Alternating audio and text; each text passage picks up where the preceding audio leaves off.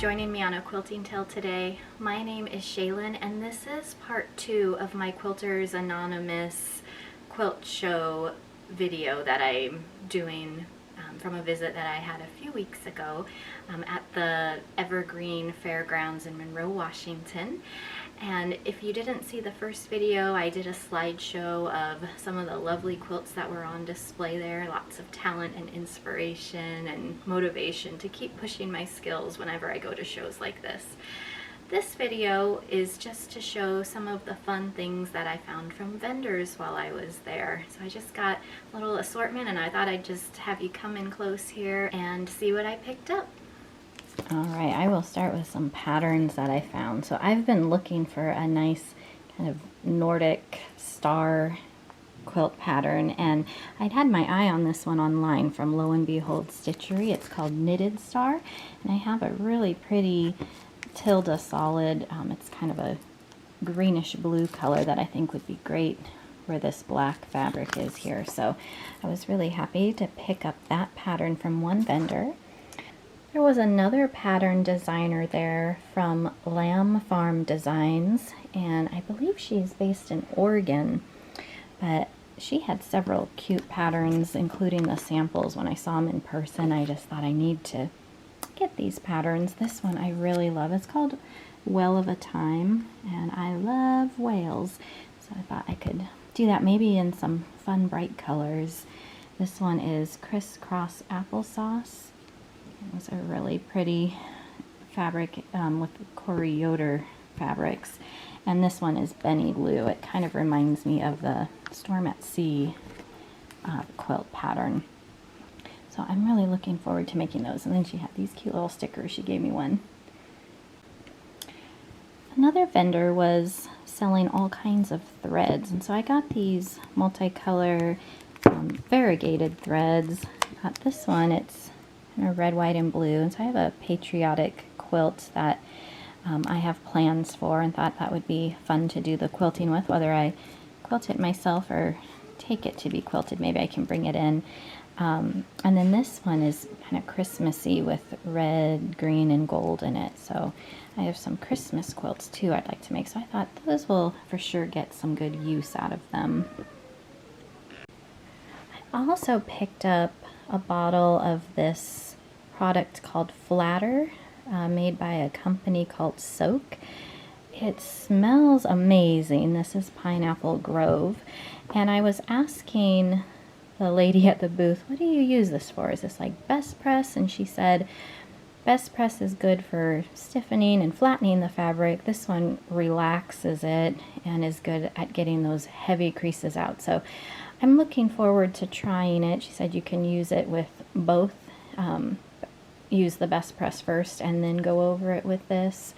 You can use it after you wash the quilt, she said, but anytime you want it to just relax and lay flatter, she said. So I'll have to give it a try, but I can attest to its wonderful smell. There was also a vendor who had all kinds of miniatures, even a beautiful mini sewing room. It was just so fun to look in and see all the details. There were these tiny bolts, and I'll just put my finger up to it so you have some scale here. I got these just for my daughter. Well, one daughter picked them out to take home to the older one, so they've been using them with their Barbies, making a little sewing room for their dolls. And then of course we had to get a little sewing machine too. It's just a little plastic one that is nice and Barbie size as well. So that was a fun find. And of course I had to get some fabric, so there were some good deals on fat quarters where you can buy a certain amount and get some free. And so I just got this kind of eclectic mix. Thought this was nice and fun and picnicky looking, very summery with the colors. And then this one I was looking for a nice neutral just to add to the stash, so it's kind of some off-whites and beiges in there. These next three I think go together in the same line. The selvages weren't saying the line from the cuts that I got. So, but they're kind of this watercolor looking print here. I actually have some kind of in the same style underwater with coral and little fish, so I wasn't sure if I'd mix these or do something else with them, but I just thought they were really pretty together and just a little different.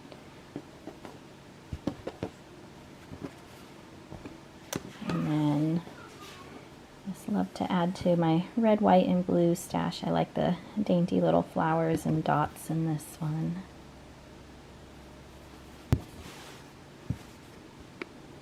This one looks like it's called Heidi Ho from Maywood Studios.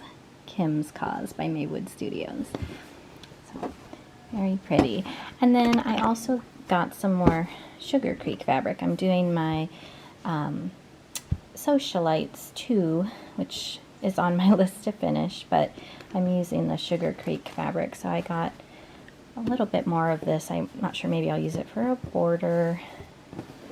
And then I got a bigger piece. I thought this could work for the backing. It's that nice buttery yellow from Corey Yoder. I really like her yellows that she uses. So they were having a 15% off of all the fabric that they had brought to the show, so I got those too.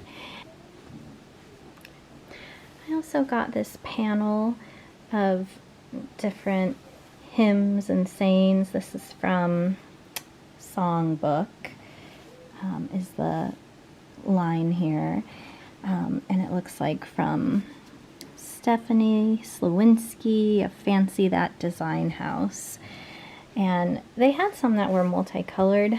I didn't get any coordinating fabric, but I thought I have a lot that would coordinate with navy blue here, so I ended up getting the one that was printed in blues. But there's just several smaller prints that I might just make these the middle of a block or something and make a quilt cutting these up. And then they do repeat, but yeah, I just thought these were really pretty, and I like the floral all over it. This is actually my favorite hymn right here, so I am looking forward to using this in something and just want to kind of draw up a design for this. Last but not least is some vintage fabric. There was a vendor who had all kinds of vintage sheets and prints, and they definitely feel different than today's fabric. I don't know if it's just a little more rough or thin, but I loved this one here. It's kind of the Pennsylvania Dutch look. I just like the vibrant colors in it and florals, little details all over the attire, birds, hearts. There's just a lot going on in this print, so I thought that was really fun. And then this one kind of goes with it. There was a lady there who said she remembered this fabric from the 70s. And so I wasn't quite there to see this fabric, but I really like it. It's cheerful colors, and I thought it would look nice with that one. And then this one is a feed sack. So I've been building a little bit of a feed sack collection, and I'm really drawn to the red, white, and blue. So this one seemed to be in really good shape. I don't know what I'm going to do with them yet, and they're a little pricier than regular fabric, so I'm going to be really selective of what I do with the feed sack. This one I also thought was just pretty with the reds and blues. I just love a floral with some kind of dot or something behind it, so I got that one too. And then this one doesn't really go, but there's a project I'm working on right now that has these bright pinks and soft blues, so I thought I might tie that in. So yeah, these ones remind me of vintage sheets almost, but I don't know what I'm going to do with these yet, but I'm just kind of keeping them in the stash, and I'll know it when inspiration strikes, so it'll be good to have those ready. Thank you very much for watching today. I hope you enjoyed seeing some of the fun things that can be found at quilt shows. And I don't usually do videos showing hauls of fabric and things that I get, but I'd be curious if you enjoy seeing videos like this. Please give it a thumbs up and I'll know if I should keep making ones like this in the future. And thank you for subscribing and supporting my channel. I will see you next time.